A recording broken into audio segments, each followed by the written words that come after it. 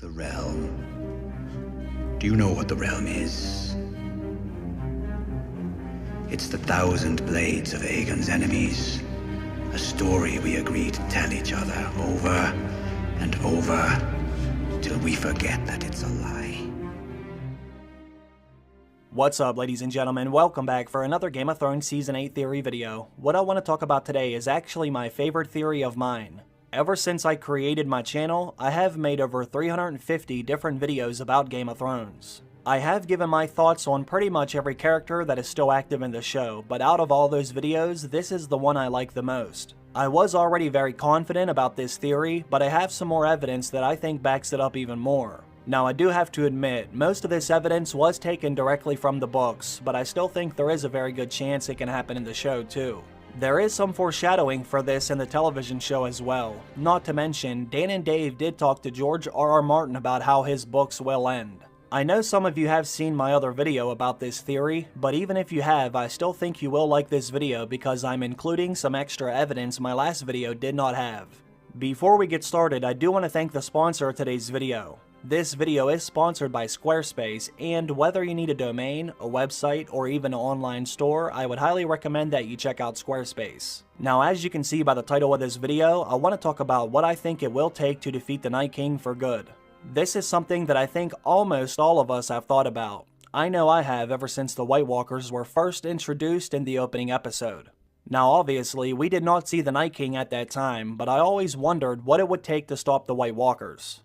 We know they can be killed by Dragonglass and Valyrian steel weapons, but we still don't know what it will take to stop the Night King. Some fans assume you can kill the Night King by using those same weapons, but I don't think that's true. Since he is the leader of the White Walkers, I think it will take a very special weapon to stop him for good. Now, some of you might think a dragon can stop him, but I don't think that's the answer either. Not only did we see the Night King walk right through the dragonfire, but we also saw him kill a dragon, and he actually kind of made it look easy, so I highly doubt it would be a dragon that kills him. I still think one of our beloved characters will have to challenge him to 1 versus 1 combat. We know the Night King has a magical ice sword that hangs across his back. The one and only time we actually saw the Night King kill someone was when he killed the Three-Eyed Raven. That was when we finally saw the Night King use that magical ice sword. Now, since this is a Song of Ice and Fire, we will need that balance on the opposite side. In order for someone to defeat the Night King, they will need a magical sword made of fire. This was actually already foreshadowed in the second season of the show. During Melisandre's introduction, we saw a burning sword when she held the ceremony on the beach of Dragonstone. Now, how many of you actually think it's a coincidence that this is what we saw during Melisandre's introduction into the show? I believe we will see the same thing happen during Melisandre's final scene in the show. When we first meet Melisandre on the beach of Dragonstone, we can hear her say, "After the long summer, darkness will fall heavy over Westeros. Stars will bleed, the cold breath of winter will freeze the seas, and the dead shall rise in the north." In the ancient books, it's written that a warrior shall draw a burning sword from the fire, and that sword shall be Lightbringer. In the ancient books, it's written that a warrior will draw a burning sword from the fire, and that sword shall be Lightbringer. Basically, what that means is, after the long summer ends, the long night will fall over Westeros. In order for someone to defeat the dead and end the long night, they will need a burning sword that can bring the light back into Westeros. That's why the sword is called Lightbringer. It brings the light to the darkness. The only problem is you have to find the right characters to be able to create that sword. As you can see in that scene, Melisandre had a burning sword sticking into the chest of one of the statues on the beach of Dragonstone. At that time, Melisandre thought Stannis Baratheon would become Azor Ahai Reborn. Melisandre thought Stannis was the one that was meant to carry that sword into the darkness. They do need a burning sword, but Stannis is not the one that is meant to carry it. We begin to find out who is meant to carry that sword in the very last book that was released, which is A Dance with Dragons. I believe we get several big clues about who will become Azor Ahai Reborn. Only this character will have to stick the sword into a living heart to create Lightbringer. Melisandre was using those statues during the ceremony, but when the time comes for this sword to actually get created, someone will have to sacrifice theirself to get the sword to catch on fire. Now, I don't know how many of you saw my original video, but I believe Melisandre will have to sacrifice herself in order for the prophecy to come true. I think Melisandre now realizes this will have to happen, which is why she told Varys she will come back to Westeros one last time to die. It's already set in motion. Oh, I will return, dear Spider. One last time. My lady. I have to die in this strange country. I think we got one of the clues during Melisandre and Jon's last conversation together. This was when Jon exiled Melisandre from the north for sacrificing Shireen Baratheon. Jon said that Melisandre would be killed if she ever came back to the north, but it was what Melisandre said that I want to show you. This is where we get some of our hints. I've been ready to die for many years. If the Lord was done with me, so be it, but he's not. You've seen the Night King, Jon Snow. You know the Great War is still to come. You know the army of the dead will be upon us soon. And you know I can help you win that war. One of the very last things Melisandre says to Jon is, "I've been ready to die for many years." So we already know that Melisandre is prepared to die. She even knows she will die because that's what she told Varys the last time we saw her. But she also knows that she has one last thing to do. Melisandre told Jon she can help him defeat the Night King, but she never did say how she can defeat the Night King. So it's obvious Melisandre still knows something that we don't. She knows how to beat him, and she knows she will die. I think it will actually be Melisandre's sacrifice that enables them to stop the Night King. This is why she is ready to die, this is why she knows she will die, and this is why she knows she can help Jon defeat the Night King. After all the sacrifices Melisandre has done, it will be her final sacrifice that has the biggest impact. This whole time, all she needed to do was sacrifice herself to the right character for the prophecy to come true. Melisandre has even told us, death by fire is the purest death. Now let's take a look at some of the text. Let's see what the original Azor Ahai had to do to create Lightbringer.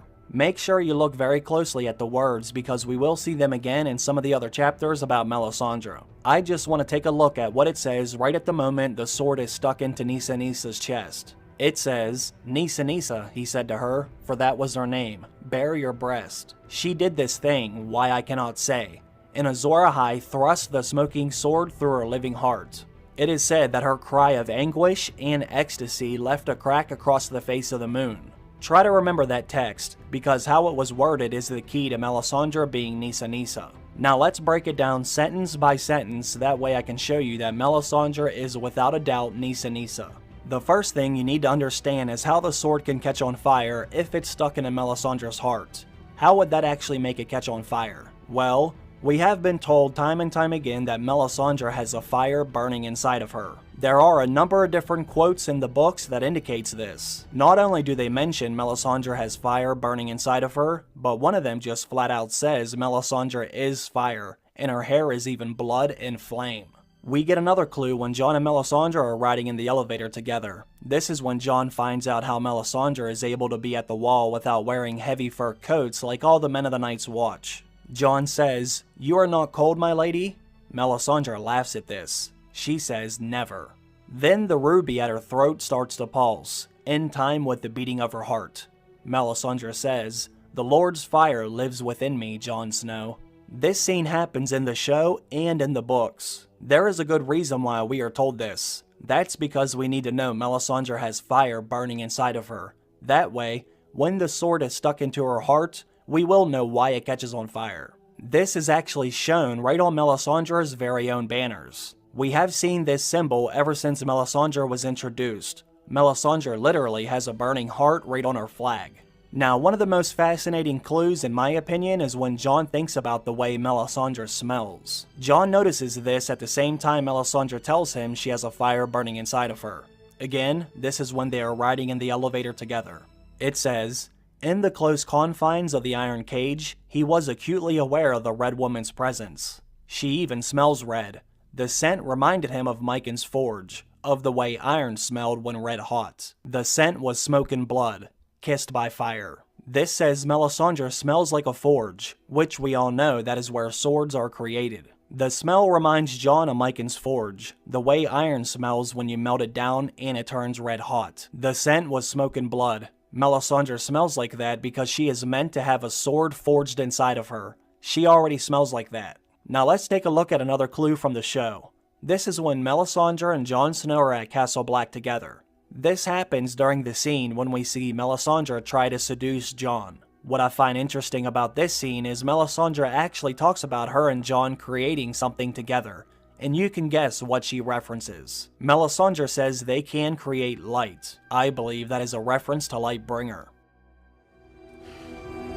Do you feel my heart beating?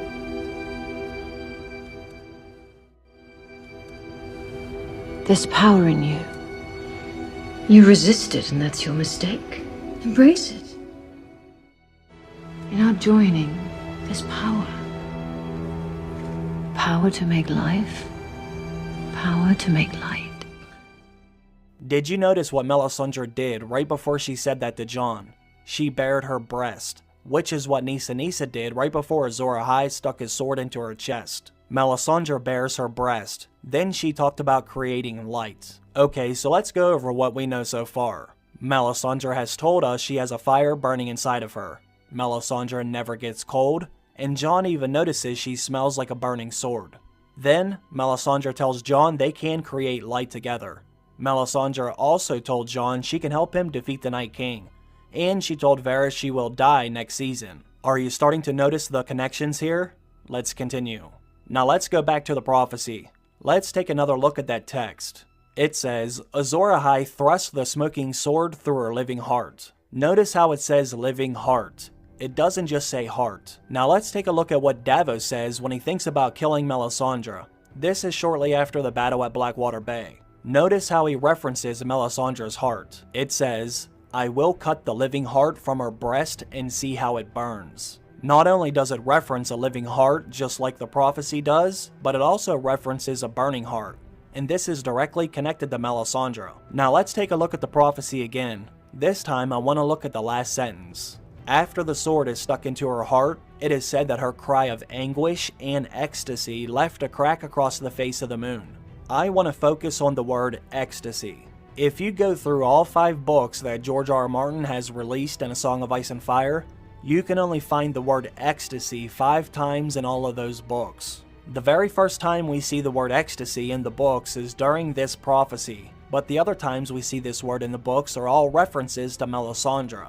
That is not a coincidence, my friends. This is what it says in Melisandre's very own chapter. In fact, it's her one and only chapter so far. It says, The Red Priestess shuddered. Blood trickled down her thigh, black and smoking. The fire was inside of her. In agony, in ecstasy, filling her, searing her, transforming her. Now let's take a look at one of the other times we can see the word ecstasy in the books. This time it's describing the way Melisandre cries, and it sounds exactly like the way Nissa Nissa cried. This happens when Melisandre is giving birth to the shadow baby.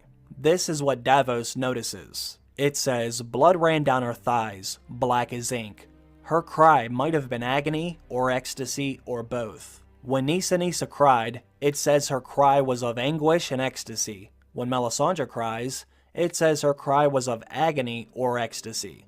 Like I said, these are the only times you can find that word used in all 5 books. So now that we know who Nissa Nissa is, let's take a look at who Azor Ahai is. Now if you remember, Melisandre originally thought Stannis Baratheon was Azor Ahai, but in the very last book that was released, we get a clue about who is really Azor Ahai.